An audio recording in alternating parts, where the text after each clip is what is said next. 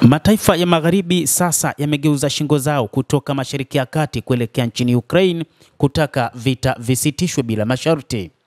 Mataifa hayo ya magharibi sasa yanaiomba Urusi isitishe vita bila masharti huko nchini Ukraine, jambo ambalo Volodymyr Zelensky amelikataa katika miaka michache iliyopita. Waziri wa mambo ya nje wa Urusi Sergei Lavrov amesema. Waziri huyo wa mambo ya kigeni wa Urusi amesema kwamba amepokea salamu kutoka katika mataifa ya magharibi yakitaka kumalizika kwa vita huko nchini Ukraine baada ya kumalizika kwa vita huko katika Mashariki ya Kati, huku mataifa ya magharibi yakisema kwamba yapo tayari kumalizika kwa vita hivyo bila kuwepo kwa masharti ya aina yoyote na bila jambo lolote isipokuwa tu vita hivyo viishe. Lavrov anasema, kumbuka jinsi yote yalivyoanza. Urusi inapaswa kushindwa kimkakati kwenye uwanja wa vita. Walikuwa wakipiga kelele na kuhangaika. Baada ya muda sasa masimulizi yao yamebadilika. Walianza kudai kwa sauti kubwa kwamba Urusi lazima isiruhusiwe kushinda Ukraine.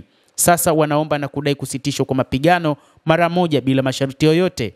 Hili ndilo lengo hasa la wanandoa Zelensky walilolikataa miaka kadhaa iliyopita.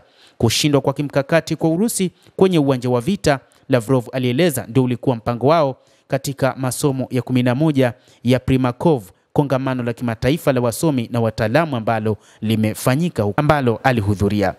Hata hivyo amesema kwamba mataifa magharibi ambayo yalikuwa na mpango wa kuishinda Urusi sasa yamerudi nyuma na kuona hakuna njia nyingine ya kumaliza mzozo huo kupitia njia ya mapambano. Hata hivyo inadaiwa kwamba rais wa Ukraine Volodymyr Zelensky ndiye kikwazo kilichobaki katika kumaliza vita hivyo, ambapo yeye anataka endelee na vita, lakini pia licha tu ya kuendelea na vita anataka masharti kadhaa ya kumalizika kwa vita hivyo. Kutokuwepo kwa masharti maana yake ni kwamba Urusi itajinyakulia rasmi maeneo manne iliyoyachukua, ama matano, ikiwa ni pamoja na Crimea, Luhansk, Donetsk, Zaporizhia pamoja na Kherson.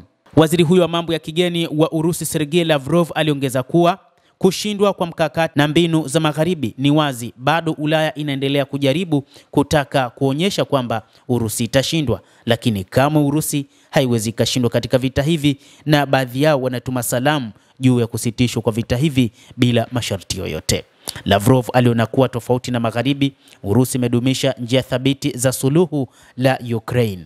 Rais Vladimir Putin alithibitisha kanuni hizi kwa kina wakati wa majadiliano katika kongamano la kiuchumi la kimataifa la St. Petersburg, akibainisha kwamba kinyume chake mikakati ya viongozi wa magharibi inabadilika kila mara, ambayo kimsingi inaangazia kushindwa kwa mipango yao ya asili.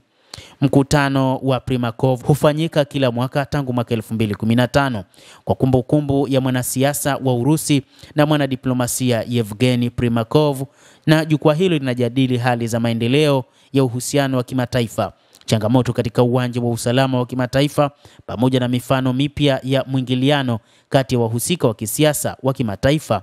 Shirika la habari la TASS ndiye mshirika mkuu wa vyombo vya habari katika tukio hilo na limeelezea juu ya kila ambacho kimefanyika katika tukio hilo. Endelea kutufuatilia mtazamaji, lakini ni kusihi tu usisahau kulike, usisahau kucomment, kadhalika na kusubscribe channel yetu hii. Utakuwa ukipata habari hizi kwa mapana hapa The World News.